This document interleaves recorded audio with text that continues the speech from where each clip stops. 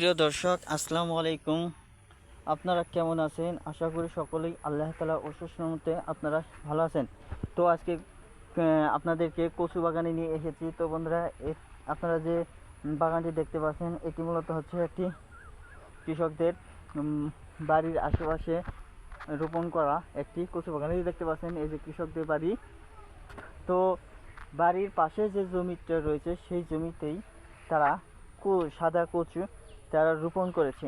তো আপনারা চাইলেও সেই এরকম আপনাদের জমিতে সাদা কচু রোপণ করতে পারবেন। তো এই সাদা কচু কিন্তু আরেকটি ধরনের কচু রয়েছে, যেগুলো নাকি বন্ধুরা রোপণ করা হয় না, কিন্তু সেগুলো কিন্তু আকারে ছোট হয়ে থাকে। তো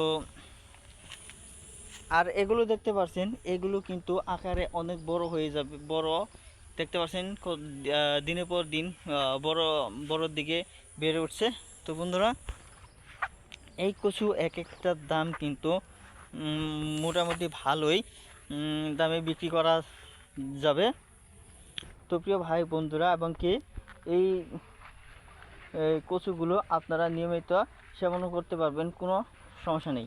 তো প্রিয় ভাই বন্ধুরা, এই যারা কচু বাগান দেওয়ার জন্য এবং কচু আবাদ করার জন্য প্রস্তুতি গ্রহণ করতে চান, তাহলে বন্ধুরা আপনারা আমাদের সাথে যোগাযোগ করে নেবেন, কিংবা আপনারা কৃষকদের পরামর্শ নিয়ে কচু বাগানে কচু চারাগুলো রোপণ করবেন। ধন্যবাদ আপনাদেরকে।